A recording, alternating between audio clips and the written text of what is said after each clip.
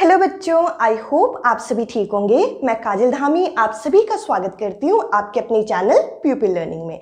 आज की इस वीडियो से हम लोग क्लास 10 साइंस की प्रिपरेशन शुरू कर रहे हैं और आज की इस वीडियो में मैं आप लोगों के साथ क्लास 10th के फर्स्ट चैप्टर साइंस के केमिकल रिएक्शन एंड इक्वेशन को कंप्लीट डिस्कस करूंगी। इस वीडियो के अंदर मैं आप लोगों को हर टॉपिक तो डिस्कस करूंगी, बट साथ ही साथ आप लोगों को ये भी बताऊंगी कि इन टॉपिक से हमारे प्रीवियस ईयर में किस तरीके के क्वेश्चन पूछे गए। तो चलिए वीडियो शुरू करें। सबसे पहले अगर हम देखें तो बच्चों आप देखिए इस चैप्टर का नाम है केमिकल रिएक्शन एंड इक्वेशन। तो देखिए केमिकल रिएक्शन इस चैप्टर के नाम में छुपा हुआ है, तो हमें पता होना चाहिए कि केमिकल रिएक्शंस आखिर में होते क्या है। देखिए जहां पर भी केमिकल या केमिस्ट्री वर्ड आ जाए हम लोग यहाँ पे कंफ्यूज हो जाते हैं और हमारे माइंड में एक तरीके से लैब जैसी चीजें आ जाती हैं। बट केमिकल रिएक्शन अगर मैं आपको बताऊं तो हमारे आसपास हर जगह हो रहा है। जैसे जब दूध से दही बन रही है, यानी कि अगर हम देखें एक बहुत बेसिक एग्जाम्पल, तो इसका एग्जाम्पल हो जाएगा फॉर्मेशन ऑफ कर्ड। बेटा देखो, अगर हम दूध से यहाँ पे दही बना रहे हैं तो उसकी क्या हो रही है, उसकी प्रॉपर्टी चेंज हो रही है और साथ ही साथ यहाँ पे एक नई चीज फॉर्म हो रही है। तो यही तो है हमारा केमिकल रिएक्शन। देखिए यहाँ पे हमें बता रखा है कि केमिकल रिएक्शन क्या है। ये एक तरीके का प्रोसेस माना जाता है जिसमें कोई नया सब्सटेंस बनता है। जैसे कि यहाँ पे क्या हुआ, यहाँ पे आप कहेंगे मिल्क से क्या बना, कर्ड बना। और अगर मैं आपसे पूछूं मिल्क की प्रॉपर्टी और कर्ड की प्रॉपर्टी दोनों अलग अलग होती हैं। तो देखिए यहां पे बता रखा है the process in which new substance with new property. अगर आपका नया सब्सटेंस नई प्रॉपर्टी के साथ फॉर्म हो, किससे, फ्रॉम टू और मोर सब्सटेंस। देखिए आपके जो सब्सटेंस होंगे वो आपके दो या दो से ज्यादा सब्सटेंस हो सकते हैं। अब आप कहेंगे यहां पर तो एक ही सब्सटेंस था मिल्क, बट अगर मैं आपसे एक एग्जांपल लूं, इसके अलावा एक और एग्जांपल अगर हम देखें तो देखिए फॉर्मेशन ऑफ टी। अब देखिए फॉर्मेशन ऑफ टी, जब हम चाय बनाने बैठते हैं तो देखिए चाय बनाने के लिए कई सारे इंग्रेडिएंट हम यूज करते हैं। हम यहाँ पे मिल्क भी यूज करते हैं, हम वाटर भी यूज करते हैं, हम यहाँ पे टी लीव्स यूज करते हैं, शुगर यूज करते हैं, और इन सब के बाद हमारे सामने यहाँ पे क्या बनती है, चाय बनती है। तो देखिए आपका होता क्या है कि कई सारी चीजें आपस में मिक्स होके एक नया सब्सटेंस जो यहाँ पे बनाते हैं, वो यहाँ पे क्या होता है, इस प्रोसेस को हम क्या बोलते हैं, इस प्रोसेस को हम केमिकल रिएक्शन बोलते हैं। अब चलिए आगे बढ़ते हैं और इसके कुछ और बेसिक एग्जाम्पल को समझते हैं ताकि हम लोगों को ये टॉपिक अच्छे से समझ में आए। देखिए इसके और कुछ एग्जाम्पल अगर हम देखें तो देखिए आप लोग यहाँ पे एक चीज आप लोगों ने अपने घर में भी देखी होगी, rusting of iron. Rusting of iron में होता क्या है, जब हम आयरन का कोई भी आर्टिकल बच्चों घर में खरीद के लेके आते हैं तो बहुत शाइनी होता है, और उसके बाद क्या होता है, जैसे जैसे बच्चा वो मॉइस्चर के कांटेक्ट में आता है, किसके कांटेक्ट में आता है, मॉइस्चर के। मॉइस्चर में क्या चीजें आ जाती हैं, आपकी एयर हो गया, उसमें थोड़ा बहुत जो वाटर वेपर होता है उसके जब कांटेक्ट में आता है तब बेटा ये क्या बन जाता है, ये ब्राउन कलर की लेयर उसमें आ जाती है। तो देखिए एक नया सब्सटेंस यहाँ पे फॉर्म हुआ, तो ये भी क्या है आपका केमिकल रिएक्शन। अब देखिए असल में ये केमिकल रिएक्शन बच्चों होती कैसे है, ये जरा हम देख लेते हैं। तो देखिए जब भी आपका केमिकल रिएक्शन होगी तो होता क्या है कि दो या दो से ज्यादा चीजें आपस में मिक्स होती हैं, जैसे कि मैंने लिख दिया ए, बी और सी, और इनको मिक्स करके हम एक यहाँ पे प्रोडक्ट बनाते हैं। अब आप कहेंगे जरूरी है कि एक ही प्रोडक्ट बने, तो मैं कहूंगी नहीं, एक से ज्यादा प्रोडक्ट भी बन सकते हैं। तो देखिए जो चीजें आपस में मिक्स हो रही हैं ताकि आपका प्रोडक्ट यहाँ पे तैयार हो, इनको हम क्या बोलते हैं, जैसे कि यहाँ पे ए, बी और सी हो गए, इनको हम बोलते हैं बच्चों रिएक्टेंट। रिएक्टेंट इसका नाम क्यों रखा गया है, क्योंकि ये आपस में रिएक्ट कर रहे हैं ताकि आपका क्या तैयार हो, आपका यहाँ पे प्रोडक्ट तैयार हो। देखिए इससे आपके किस तरीके के क्वेश्चन प्रीवियस ईयर आए वो भी हम डिस्कस करेंगे, बट इसके अलावा कुछ और बेसिक चीजें जान लेते हैं। जब कभी भी बच्चों केमिकल रिएक्शन होता है तो उसके साथ साथ कुछ और चेंजेस देखने को मिलते हैं, जैसे कि किसी भी केमिकल रिएक्शन में हमने आमतौर पर ये देखा गया है कि इनके स्टेट में चेंज आता है। अब आप कहेंगे स्टेट में कैसे चेंज आ सकता है, स्टेट में चेंज आने का मतलब क्या है कि अगर कोई बेटा सॉलिड चीजें हैं, मान लीजिए सॉलिड जैसे कि हमारा सबसे बेस्ट एग्जाम्पल यहाँ पे हो जाता है आइस। ठीक है भाई, आइस ले लिया। आइस को अगर बेटा मैं यहाँ पे क्या करूं, मेल्ट करूं, इसको पिघला दूं, तो आइस से क्या बन जाएगा बच्चा, लिक्विड बन जाएगा। तो देखिए यहां पर इसकी स्टेट चेंज हुई या नहीं हुई, पहले ये सॉलिड था, अब ये क्या बन गया, ये यहाँ पे लिक्विड स्टेट में आ गया। तो बेटा देखो केमिकल रिएक्शन में स्टेट में चेंजेस देखने को मिलते हैं। इसके अलावा कलर में भी चेंज आता है। अब आप कहेंगे कलर में कैसे चेंज आता है, हम कैसे मान ले, तो बेटा अभी मैं आपको टाइप ऑफ केमिकल रिएक्शन आगे पढ़ाऊंगी, जिसका एक एग्जांपल मैं यहाँ पे अभी लेती हूँ, जिसमें मैं कलर में चेंज आपको बताती हूँ। इसको हम बाद में डिटेल में देखेंगे, इससे रिलेटेड तो भर भर के क्वेश्चन आते हैं बेटा। देखो इसमें होता क्या है, जैसे AgCl है। अब आप कहोगे ये क्या है AgCl, ये होता है बेटा सिल्वर क्लोराइड। सिल्वर क्लोराइड को बच्चों जब हम धूप में रखते हैं ना, तो होता क्या है पता है, सिल्वर क्लोराइड को जब हम धूप में रखते हैं तो यहाँ पे Ag और Cl2 यहाँ पे बनता है। तो देखिए अब आप कहेंगे इसमें कलर कहाँ चेंज हो रहा है, तो देखिए जब ये सिल्वर क्लोराइड के फॉर्म में होता है यानी कि AgCl के फॉर्म में होता है, तो बच्चों इसका कलर होता है सफ़ेद यानी कि वाइट कलर का होता है। और बेटा जब इसे धूप में रखा जाता है तो इसका कलर बन जाता है बेटा यहाँ पे कौन सा कलर बन जाता है, ग्रे कलर बन जाता है। कई बार ये क्वेश्चन पूछा गया है कि एक वाइट कलर की चीज है जो धूप में रख के ग्रे कलर में बन गया, तो वो सब्सटेंस क्या है, उसकी केमिकल रिएक्शन लिखो, तो आप ये लिखोगे। देखिए इसमें कलर में चेंज आया, वाइट से क्या बना, ग्रे कलर में बना। तो अभी हमने देखा कि कलर में कैसे चेंज आता है। इसके अलावा टेम्परेचर में, अब देखो केमिकल रिएक्शन की जब हम बात करते हैं तो हम लोग लैब को बेटा यहाँ पे इमेजिन करते हैं, और लैब में हमारे माइंड में आ रहा होता है कि एक टेस्ट ट्यूब है, टेस्ट ट्यूब में चीज़ें क्या हो रही है, उबल रही है और उसमें से धुआं आ रहा है। हमारे माइंड में अक्सर ये चीज़ आती है। तो बेटा क्या होता है कि जब भी कहीं भी रिएक्शन आपकी होती है तो उसमें क्या होता है, टेम्परेचर या तो इंक्रीज होता है या टेम्परेचर डिक्रीज होता है। इसका एग्जाम्पल हम बाद में अलग से देखेंगे। और देखिए अगला है इवोल्यूशन ऑफ गैस। मैंने यहाँ पे बनाया है टेस्ट ट्यूब में आपको गैस इवॉल्व करके दिखाई है। मेनली होता क्या है कि रिएक्शन के टाइम में बेटा गैसेस भी इवॉल्व होती है, जरूरी नहीं है कि कोई एक गैस हो, अलग अलग गैस अलग अलग टाइम में इवॉल्व हो सकती है। इनकी एग्जाम्पल हम लोग पक्का देखेंगे आगे। तो देखिए अभी मैंने आपको समझाया कि केमिकल रिएक्शन क्या होती है, रिएक्टेंट क्या होते हैं। रिएक्टेंट क्या होते हैं बच्चों, जो आपस में रिएक्ट करें। प्रोडक्ट क्या होते हैं, जो नई चीज बनती है केमिकल रिएक्शन के टाइम में बच्चों, ये सारे चेंजेस आते हैं। इसके अलावा आप लोगों ने अपनी एनसीईआरटी अगर खोल के देखी होगी तो एनसीईआरटी के अंदर बेटा पहले पेज में एक एक्टिविटी दे रखी है। अब आप कहेंगे ये एक्टिविटी यहाँ कहाँ से आ गई, एक्टिविटी के भी क्वेश्चन आते हैं क्या, तो कंफ्यूज मत होइए। एक छोटी सी एक्टिविटी है, उसको मैं समझाती हूँ और उससे रिलेटेड क्वेश्चन हमारे पेपर में पूछा जाता है। तो देखिए यहाँ पर एक एक्टिविटी है कि जो मैग्नीशियम है बेटा, मैग्नीशियम का जो रिबन होता है बेटा, उसको हमें क्या करना पड़ता है, उसको हमें सैंड पेपर से रब करना पड़ता है। अब आप कहोगे कब रब करना पड़ता है ये, जैसे ये मान लो ये मैग्नीशियम का रिबन है, मैग्नीशियम के रिबन को सैंड पेपर से हमें रब करना पड़ता है। कब रब करना पड़ता है, बिफोर बर्निंग। और ये चीज हमें हर बारी करनी पड़ती है। मैग्नीशियम रिबन को जलाने से पहले बेटा हम लोगों को हर बारी इसे सैंड पेपर से रब करना पड़ता है। अब आप कहेंगे इसका क्या कारण है, इसका रीजन ये है, अगर आप मैग्नीशियम की इस रिबन को हवा में खुला छोड़ दो, देखो जलाने से पहले तो बेटा कहीं पर तो रखोगे और हर जगह क्या है, ऑक्सीजन है। तो देखिए हम जब इसे ऑक्सीजन के कांटेक्ट में छोड़ देते हैं तो ये क्या करता है बेटा, ऑक्सीजन के साथ यहाँ पे कंबाइन होके यहाँ पे क्या बना देता है, MgO। अब आप कहोगे ये क्या है, ये है आपका मैग्नीशियम ऑक्साइड। देखिए पूरे एक बार अच्छे से समझाती हूँ। मैंने क्या बोला, आपके पेपर में एक क्वेश्चन आएगा कि मैग्नीशियम रिबन को आप जलाने से पहले हर बारी हमें सैंड पेपर से या फिर किसी पेपर से रब क्यों करना पड़ता है।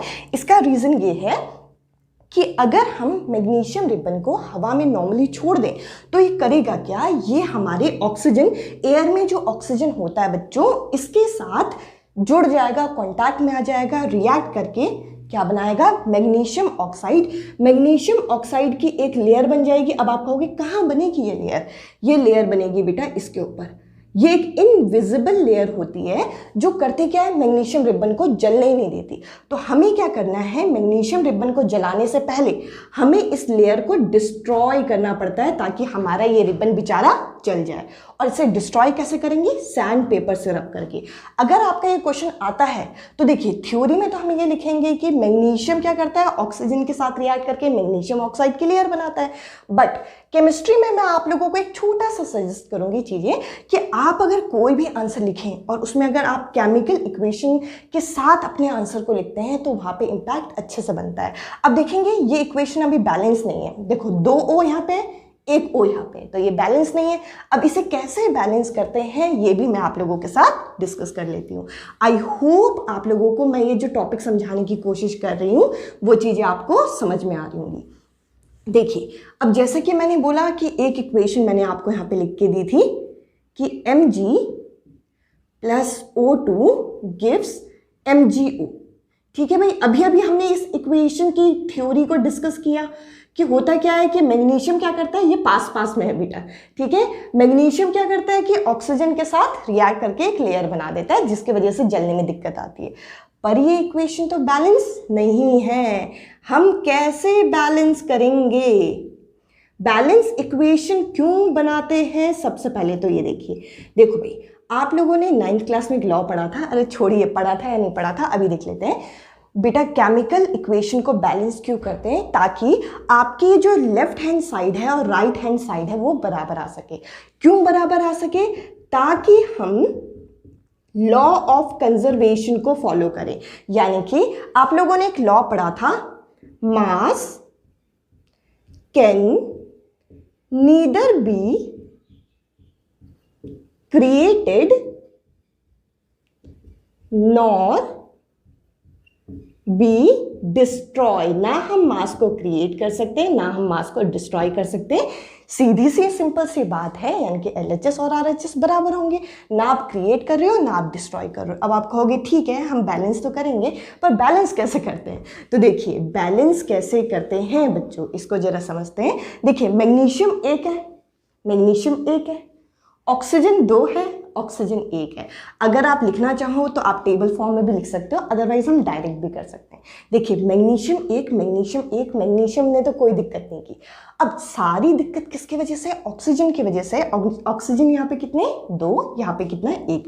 तो आप कहोगे कि हम 2-2 बना देते हैं ना, यानी कि यहाँ पे 2 है तो यहाँ पे भी 2 बना देते हैं। हम क्या यहाँ पे बीच में घुसा सकते हैं ऐसे करके? तो बेटा ऐसे बीच में नहीं घुसा सकते आप।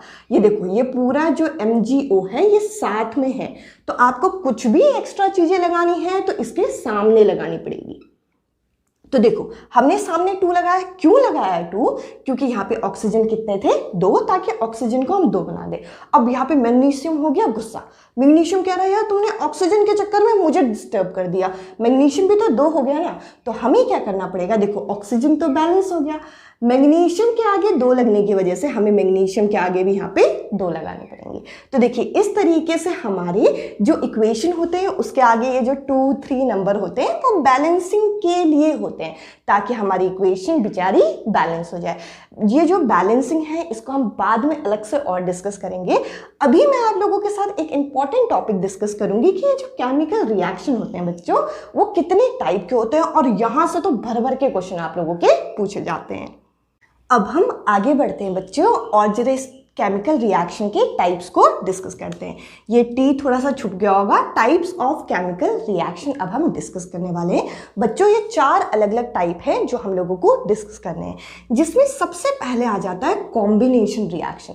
देखिए कॉम्बिनेशन के नाम से हम लोगों को दिख रहा है यहाँ पे चीजें कंबाइन होती हैं। तो देखिए इसकी परिभाषा यानी कि डेफिनेशन भी कुछ इस तरीके से है कि जब 2 या 2 से ज्यादा चीजें कंबाइन होंगी, जैसे कि ABC कंबाइन होगा और एक सिंगल प्रोडक्ट बच्चों यहाँ पे बनाएगा। इसकी कंडीशन ही यही है कि प्रोडक्ट यहाँ पे सिंगल होता है, चाहे रिएक्टेंट, देखो जो चीजें आपस में रिएक्ट करती है रिएक्टेंट बोलते हैं, ये तो बताया था मैंने। रिएक्टेंट चाहे जितने मर्जी हो, जो प्रोडक्ट बनेगा आपका ये जो डी आपका बन रहा है ये यहाँ पे सिंगल होना चाहिए। ये कॉम्बिनेशन रिएक्शन की एक ही कंडीशन है। यहाँ पे लिखा है a reaction in which a single product is form, एक ऐसी रिएक्शन जिसमें बच्चों सिंगल आपका प्रोडक्ट बनता है जब आपका दो या दो से ज़्यादा चीज़ें आपस में रिएक्ट करती हैं। देखिए इसमें सबसे इंपॉर्टेंट जो एग्जाम्पल बनता है ना बच्चों, ये बनता है, और इस एग्जाम्पल से रिलेटेड दो टाइप के आपके क्वेश्चन आते हैं, दोनों ही मैंने यहाँ पे लिख दिए हैं। देखिए ये यहाँ पे है क्या, कैल्शियम ऑक्साइड, जिसे हम बेटा क्या बोलते हैं, क्विकलाइम। क्विकलाइम को पानी में डालोगे तो क्या होगा। देखिए पहला क्वेश्चन यही है, what will happen if quicklime is added to water. बहुत बारी पूछा जाता है, थ्योरी हमें लिखनी नहीं है, हमें यहाँ पे इक्वेशन को लिखना है। तो क्या है, क्विकलाइम को जब हम पानी में डालते हैं तो यहाँ पे स्लेट लाइम बनता है बेटा, ये स्लेट लाइम बनता है। और अगर हम इनके केमिकल नेम देखें तो ये है कैल्शियम ऑक्साइड। कैसे हमने देखा, Ca होता है बेटा कैल्शियम, O यहाँ पे होगा ऑक्साइड, तो बन गया कैल्शियम ऑक्साइड। और कॉमन नेम बच्चों क्या है, क्विकलाइम, जो कि मैंने यहाँ पे लिखा हुआ है। इसके अलावा इसको अगर हम देखें तो ये है Ca मतलब कैल्शियम, ठीक है भाई, और OH मतलब हाइड्रो ऑक्साइड। तो इस तरीके से इसका नाम बना कैल्शियम हाइड्रोक्साइड। अगर आपके पेपर में ये क्वेश्चन आता है कि क्विकलाइम को पानी में डालेंगे तो क्या होगा, तो आप ये इक्वेशन लिख के आ जाना और लिखना it will converted into slate lime. ये स्लेट लाइम में बदल जाएगा, आपका वहाँ पे 1 नंबर कंफर्म होता है। इसके अलावा इंटेक्स में हमें एक और क्वेश्चन दे रखा है कि एक सब्सटेंस है X जो कि वाइट वॉशिंग में यूज होता है, यानी कि वाइट वॉश करने में यूज होता है। वो सब्सटेंस X जो है वो रिएक्ट होकर अलग अलग चीजें बनाता है। वो X क्या है, वो बच्चों X है आपका कैल्शियम ऑक्साइड। ये जो कैल्शियम ऑक्साइड है यही आपका वाइट वॉशिंग में यूज होता है। तो ये जो X है आपको क्या आइडेंटिफाई करना था, कैल्शियम ऑक्साइड, और इसकी केमिकल फॉर्मूला कैल्शियम ऑक्साइड है। और अगर केमिकल इक्वेशन भी हमसे पूछी होती तो बच्चों केमिकल इक्वेशन में मैं क्या लिख देती, केमिकल इक्वेशन में भी बच्चों में यही इक्वेशन लिख देती। तो इस तरीके के क्वेश्चन आपका इस रिएक्शन से बेस्ड आते हैं। तो ये आप क्वेश्चन भी नोट डाउन करना, साथ में ये इक्वेशन तो करनी है। बैलेंस इक्वेशन आप लोगों के लिए लिखी गई है। अगला बेटा 2 और एग्जांपल देखते हैं कॉम्बिनेशन रिएक्शन का। एक चीज बताना भूल गई, देखिए कॉम्बिनेशन में मैंने क्या कहा था, सिंगल प्रोडक्ट बनेगा। देखो यहाँ पे भी क्या है, एक ही प्रोडक्ट बन रहा है, सिंगल प्रोडक्ट। इसके अलावा बर्निंग ऑफ कोल, तो देखिए हम क्या कर रहे हैं बेटा, कार्बन को हम क्या कर रहे हैं, ऑक्सीजन के साथ बर्न कर रहे हैं, तो क्या बन रहा है, CO2। देखो रिएक्टेंट 2 प्रोडक्ट 1, तो ये क्या है, कॉम्बिनेशन रिएक्शन। अगला अगर हम देखें बेटा, फॉर्मेशन ऑफ वाटर कब फॉर्म होता है, जब H2 और O2 आपस में कंबाइन होते हैं, H2O यहाँ पे बनता है। इसको हमें बैलेंस करना पड़ेगा, ये आप लोगों के लिए होमवर्क है, ये इक्वेशन आप बैलेंस करोगे। देखिए पहला टाइप यहाँ पे खत्म होता है कॉम्बिनेशन, जिसमें प्रोडक्ट जो होगा वो सिंगल होगा। 3 इक्वेशन है, तीनों में से पहली वाली जो इक्वेशन है मोस्ट इंपॉर्टेंट है, जिसके क्वेश्चन मैंने यहाँ पे बता दिए। अब चलिए आगे बढ़ते हैं और अगले टाइप को डिस्कस करते हैं। अब चलिए अगले टाइप को जरा डिस्कस करें, जो कि है डीकम्पोजिशन रिएक्शन। देखिए इससे पहले कॉम्बिनेशन किया, अब हम डीकम्पोजिशन कर रहे हैं। डिकम्पोज करने का मतलब क्या होता है, डिकम्पोज करने का मतलब होता है बच्चों किसी चीज़ को ब्रेक करना। अब देखिए अगर मेरे सामने एक पत्थर रखा हुआ है और मैं चाहूँगी कि वो टूट जाए, तो क्या वो देखते देखते टूट जाएगा? तोड़ने के लिए, ब्रेक करने के लिए हमें कोई ना कोई मेहनत करनी होगी। और मेहनत करने के लिए यहाँ पे 3 चीज़ें हैं। या तो आप उसमें हीट पास कर दो, यानी कि गर्म कर दो, या तो आप लाइट पास कर दो, लाइट टॉर्च लाइट नहीं बच्चों, सनलाइट, ठीक है। इसके अलावा या तो इलेक्ट्रिक शॉक दे दो। तो 3 तरीके हैं हम चीज़ों को तोड़ सकते हैं, हीट से, लाइट से और इलेक्ट्रिसिटी से। हीट के लिए हम थर्मल डिकम्पोजिशन वर्ड यूज़ करते हैं, जिसके लिए यहाँ पे 2 इक्वेशन लिखी हैं, दोनों का अपना अपना इंपॉर्टेंस है। अब आप कहेंगे कि क्या हमें दोनों इक्वेशन याद करनी है या एक इक्वेशन याद करके चल जाएगा? बच्चों देखो यहाँ पे इक्वेशन तो लिमिटेड है, पर आप लोगों के बुक में जो इक्वेशन दे रखी हैं, ये इक्वेशन आती हैं, तो इनको आपको तैयार करना है। सबसे पहले यहाँ पे कैल्शियम कार्बोनेट लिखा है। अब देखिए कैल्शियम कार्बोनेट को बच्चों जब हम गर्म करते हैं तो यहाँ पे आपका क्विकलाइम बनता है। अब देखो देखो ये तो हो गई बहुत साइंटिफिक चीज़ें। अब आप कहोगे इसे याद कैसे करें बेटा, ये इक्वेशन कैसा आता है कि ऐसी इक्वेशन बताओ, ऐसा कंपाउंड बताओ जो सीमेंट को मैन्युफैक्चर करने में काम आता है। सीमेंट बनाने में बच्चों ये कैल्शियम कार्बोनेट काम आता है। कैल्शियम कार्बोनेट को तोड़ते हैं तो क्विकलाइन बनता है, तो वहाँ पे वाइट वॉशिंग के लिए यूज़ करते हैं। तो इस तरीके से मैन्युफैक्चरिंग ऑफ सीमेंट का अगर कोई भी क्वेश्चन आ जाए तो ये इक्वेशन आप लिख के आ जाना। इसके अलावा अगला है यहाँ पे Fe होता है आयरन। आयरन सल्फेट को जब हम गर्म करते हैं तो क्या बनता है बेटा, ये प्रोडक्ट तो बन ही रहे, बट यहाँ पे क्वेश्चन कैसा आता है। देखो सबसे मेन है कि क्वेश्चन कैसा आएगा और आपको करना कैसे। इक्वेशन तो देखिए आपको याद करनी ही है, चाहे मैं बोलूँ, चाहे आपके टीचर बोले, चाहे आप बुक में देख लो, इक्वेशन तो याद करनी पड़ेगी। तो आप याद कैसे करोगे, देखो कहते हैं कि ग्रीन कलर का सब्सटेंस जब इसे डिकम्पोज करते हैं तो यहाँ पे बनता है रेडिश ब्राउन कलर का सब्सटेंस। तो आपको यहाँ पे आइडेंटिफाई करना होता है। आप मेरी बात मानिए, आप कोई भी प्रीवियस ईयर पेपर या आपके पास कोई भी रेफरेंस बुक है उनको खोल के देखो, इसी तरीके के क्वेश्चन आपको दिखेंगे, इसी तरीके के आपको तैयार करने हैं। और मैंने पहले ही बोला कि इस चैप्टर में जितने आप आंसर लिखोगे वो आंसर आप लोग कोशिश करना कि आप क्या करो, आप ज़्यादा से ज़्यादा इक्वेशन भरने की कोशिश करो। तो देखो थर्मल डिकम्पोजिशन में हमने हीट के प्रेजेंस में चीज़ें डिकम्पोज की। फोटोलिटिक डिकम्पोजिशन, फोटो का मतलब क्या होता है, फोटो मतलब सेल्फी नहीं, फोटो मीन्स लाइट, ठीक है भाई। लाइट के प्रेजेंस में जब हम चीज़ों को तोड़ते हैं तो देखिए इसके लिए दो आपके बेटा इक्वेशन लिखे हुए हैं। एक है AgCl, स्टार्टिंग में क्लास के स्टार्टिंग में मैंने ये इक्वेशन बताई थी कि एक वाइट कलर की चीज़ होती है जिसको हम गर्म करते हैं तो वो ग्रे कलर की चीज़ में कन्वर्ट हो जाती है। ये इक्वेशन है कब, सनलाइट के प्रेजेंस में। आप प्रीवियस ईयर पेपर खोल के देखना, आप अभी प्री बोर्ड भी दोगे ना कुछ टाइम बाद, ये इक्वेशन आपको दिख जाएगी। इसके अलावा AgBr को सनलाइट में रखेंगे तो AgBr2। और ये जो इक्वेशन है पहले के टाइम में, एंशिएंट टाइम में बेटा ब्लैक एंड वाइट फोटोग्राफी में भी यूज होती थी। तो देखिए मैंने अपने टाइम में या फिर कोई भी जो बेटा स्मार्ट लर्नर होता है, मैं अपने आप को स्मार्ट नहीं बोल रही हूँ, जो भी याद करने का जो सबसे अच्छा तरीका है वो क्या है, आप ये छोटे छोटे ट्रिक्स को याद कीजिए कि ब्लैक एंड वाइट फोटोग्राफी में कौन सी इक्वेशन यूज होती थी, ये वाली।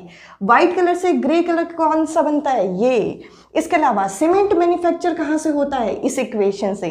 ग्रीन कलर से रेडिश ब्राउन कब बनता है, जब ये थर्मल डिकम्पोजिशन होता है। तो इस तरीके के क्वेश्चन आपके पेपर में आएंगे। अगला है इलेक्ट्रोलिटिक डिकम्पोजिशन, जो थर्ड टाइप बनता है, जो इलेक्ट्रिसिटी की प्रेजेंस में करना है।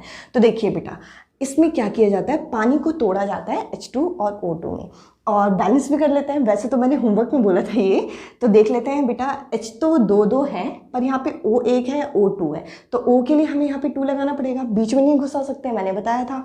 तो मैंने यहाँ पे 2 लगा दिया, तो देखो H कितने हो गए, 2 2 4, तो हमें यहाँ पे भी 2 लगाना पड़ेगा। इसमें कैसे क्वेश्चन आते हैं, मैं थक गई हूँ थोड़ा थोड़ा बोलते बोलते। तो देखिए इसमें क्वेश्चन ये आता है कि इसमें बेटा आपका कैथोड में और एनोड में क्या बनेगा। तो ऑक्सीजन बनता है बेटा एनोड में और हाइड्रोजन बनता है कैथोड में। किसका अमाउंट ज़्यादा है, यहाँ पे देखो 2:1 में बना है बेटा, हाइड्रोजन 2 के रेशियो में, ऑक्सीजन 1 के रेशियो में। तो ये 2:1 का रेशियो का क्वेश्चन आता है। अब आप कहेंगे ये क्या है, तो देखो इक्वेशन बैलेंस करके यहाँ 2 यहाँ 1, तो यही आपका पेपर में पूछते हैं कि 2 और 1 कैसा है, बैलेंसिंग के बाद आया बेटा ये। तो अभी हमने सेकेंड टाइप डिस्कस किया, डिकम्पोजिशन रिएक्शन। अब 2 और टाइप बचे, फटाफट वो भी कवर कर लेते हैं। अब चलिए अगले 2 टाइप भी हम डिस्कस कर लेते हैं फटाफट, ये काफ़ी इजी है और जो इंपॉर्टेंट है वो मैं आपको बताऊंगी। तो अगला है यहाँ पे डिस्प्लेसमेंट रिएक्शन। डिस्प्लेस करने का मतलब क्या होता है, डिस्प्लेस करने का मतलब होता है धक्का मुक्की। तो देखिए अगर आपको धक्का देने की बात है तो धक्का कौन दे सकता है, जो आपसे ज़्यादा तगड़ा हो। तो बेसिकली जो ज़्यादा रिएक्टिव एलिमेंट होता है वो कम रिएक्टिव एलिमेंट को उसके कंपाउंड से हटा देता है। जैसे कि यहाँ पे एग्जाम्पल लिखा है बेटा, Fe यानी कि आयरन ज़्यादा रिएक्टिव है, कॉपर बेचारा कम रिएक्टिव है। तो बेटा आयरन क्या करेगा, इसकी जगह में जाके खुद बैठ जाएगा। देखो SO4 के साथ खुद आ गया और कॉपर को बेचारे को धक्का दे दिया। इसके अलावा अगर आप और एग्जाम्पल चाहते हो तो देखो जिंक CuSO4, देखो जिंक भी कॉपर से ज़्यादा रिएक्टिव है, तो क्या होगा ZnSO4 बन जाएगा और बेचारा कॉपर अकेला धरा का धरा रह जाएगा। तो इस टाइप की रिएक्शन जिसमें एक ज़्यादा रिएक्टिव एलिमेंट एक कम रिएक्टिव एलिमेंट को उसके खुद के कंपाउंड से, यानी कि उसके खुद के घर से हटा के खुद लग जाए, वहाँ पे क्या होता है, डिस्प्लेसमेंट रिएक्शन। तो चलिए अब चलते हैं आगे। डबल डिस्प्लेसमेंट मतलब डबल धक्का मुक्की। तो होता क्या है यहाँ पे, तो देखिए जैसे ए बी है और यहाँ पे है सी डी, तो होता क्या है बेटा, ये आपस में एक दूसरे को एक्सचेंज कर लेते हैं, मीन्स कपल्स एक्सचेंज हो रहे हैं। ए चला जाएगा बेटा यहाँ पे डी के साथ और सी चला जाएगा यहाँ पे बी के साथ। इसी पैटर्न में मूव होते हैं चीज़ें। ए चले जाता है आपका डी के साथ और सी चला जाता है बी के साथ। इस चीज़ को मैं करके दिखाती हूँ यहाँ पे। ये इक्वेशन बहुत बारी पूछी जाती है कि सोडियम सल्फेट बेरियम क्लोराइड के साथ रिएक्ट करेगा तो क्या होगा। आप लिख के ले जाओ, ये चीज़ आती ही आती है, ये चीज़ आती है जो बहुत इंपॉर्टेंट रिएक्शन। देखिए इसमें करना क्या है, यहाँ पे मैंने क्या कहा, इसको मान लो ए, इसको मान लो बी, इसको मान लेते हैं सी और इसको मान लेते हैं डी। तो ए किसके साथ जाएगा, ए किसके साथ जाएगा, आपका डी के साथ जाएगा। तो Na2 और Cl2 मिलके क्या बनेंगे, NaCl। बैलेंस करने के लिए 2 लगा देते हैं ना आगे। देखो NaCl नमक होता है, आपको पता है, NaCl यहाँ पे बना। और C किसके साथ जाएगा, B के साथ। C यानी कि Ba किसके साथ जाएगा, SO4 के साथ। तो देखिए इक्वेशन बनाने को आपको ट्रिक आना चाहिए। इक्वेशन को कितने आप लर्न करोगे, क्योंकि एक चैप्टर तो है नहीं। इसके अलावा ये इक्वेशन इतनी इंपॉर्टेंट क्यों है बेटा, इसमें ना होता क्या है, इसका पीपीटी बनता है। अब आप कहोगे पावर पॉइंट प्रेजेंटेशन, नो बेटा, यहाँ पे बनता है प्रेसिपिटेट। अब आप कहेंगे ये प्रेसिपिटेट क्या है, प्रेसिपिटेट क्या है, हमें ये समझा दो पहले। तो देखो बेटा, टेस्ट ट्यूब में अगर मैंने इन दोनों चीज़ों को डाला तो ये जो आपका सब्सटेंस फॉर्म होगा, ये दोनों चीज़ें फॉर्म होंगी। इसमें से एक चीज़ यहाँ पे नीचे इनसॉल्युबल रह जाती है, यानी कि जो डिसॉल्व नहीं होती। दोबारा समझाती हूँ, ये दोनों चीज़ें मैंने मिक्स की टेस्ट ट्यूब में, तो ये दोनों चीज़ें बनेंगी, ऑब्वियस सी बात है, प्रोडक्ट बनेगा। तो दोनों में से एक चीज़ इनसॉल्युबल रह जाती है, जिसको हम बोलते हैं precipitate. Insoluble substance form in a reaction. तो ये आपका BaSO4 यहाँ पे प्रेसिपिटेट बन जाएगा।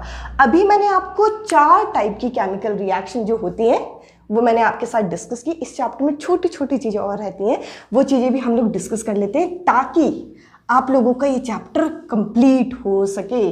तो देखिए बीच बीच में मैंने आप लोगों को इंपॉर्टेंट चीज़ें बताने की कोशिश की है। तो देखिए जो मैंने वर्बली भी बताया ना, प्लीज़ वो भी आप लोग नोट डाउन कीजिए, बहुत इंपॉर्टेंट है और इस चैप्टर में आप इजीली बहुत अच्छा स्कोर कर पाओगे। तो चलिए आगे बढ़ते हैं। चलिए आगे के कुछ इंपॉर्टेंट टॉपिक समझते हैं। जैसे कि अभी मैंने आपके सामने लिखा है रिडॉक्स। ये बना कहाँ से बेटा, एक टॉपिक है यहाँ पे ऑक्सीडेशन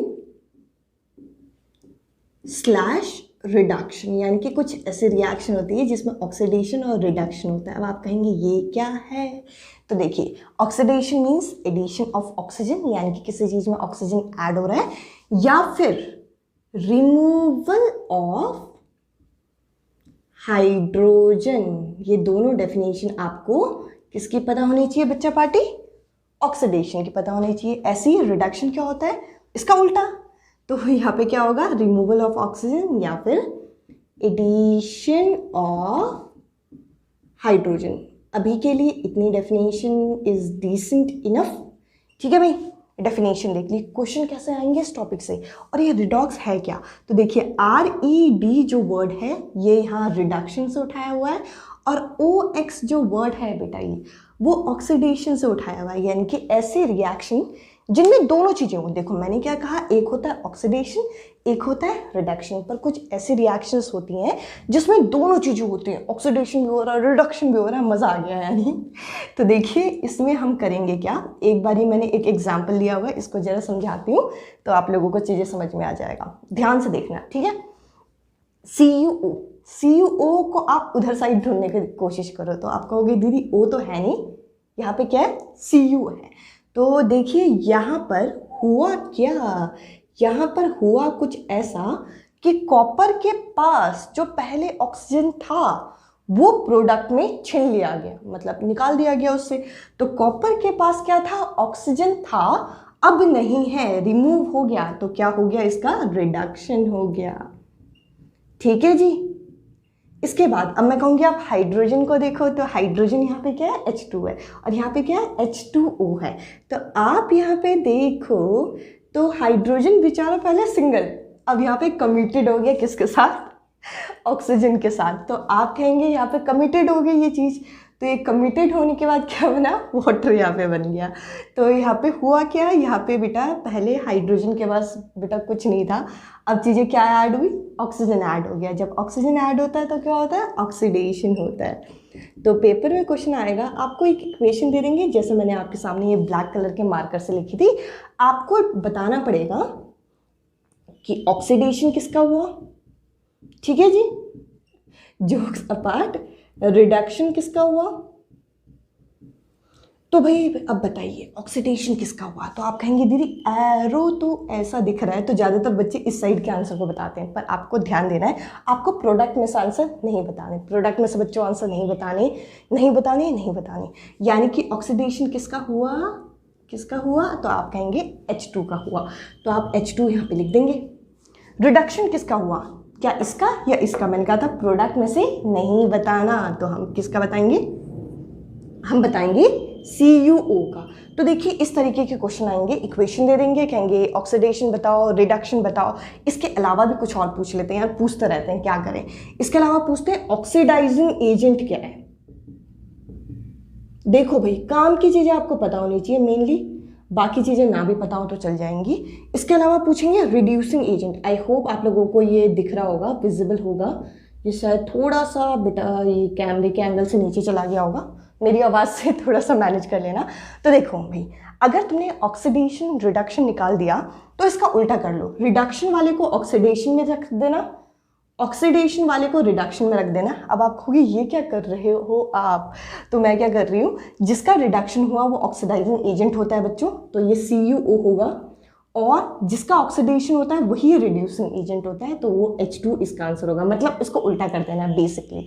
तो इस तरीके के आपके रिडॉक्स से संबंधित प्रश्न आपके परीक्षा में पूछे जाते हैं। तो देखिए यहाँ पे अब कुछ और छोटे छोटे टॉपिक रह गए, उनको भी कवर कर लेते हैं।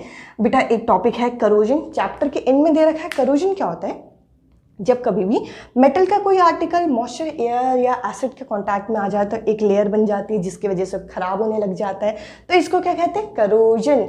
और यही चीज़ बेटा आयरन में हो बेटा, देखो किसी भी मेटल में हो तो करोजन, आयरन में हो तो रस्टिंग बोलते हैं। बात दोनों सेम है, दोनों में चीज़ें खराब हो रही हैं। इसके अलावा ब्लैक कलर की कोटिंग किस पे आती है पूछते हैं, तो आप कहोगे सिल्वर पे आती है। ग्रीन कलर की कोटिंग किस पे आती है, तो आप कहोगे कॉपर पे आती है। और ब्राउनिश कलर की कोटिंग तो हमें पता ही है आयरन पे आती है। अब इसके अलावा देखो बेटा, मैं फटाफट क्यों भगा रही हूँ ये लास्ट का टॉपिक, क्योंकि इस टॉपिक में है ही नहीं यार कुछ, अगर कुछ होता तो मैं सही में रुक जाती, ठहर के आराम से समझाती। एक और टर्म है जिसे हम रेंसिडिटी बोलते हैं, पूछते नहीं बोलते हैं। देखिए रेंसिडिटी होता क्या है बेटा, जब हमारे, देखो ये तो हो गए मेटल आयरन, ठीक है, मेटल और आयरन की बात, अगर आपके फूड आइटम,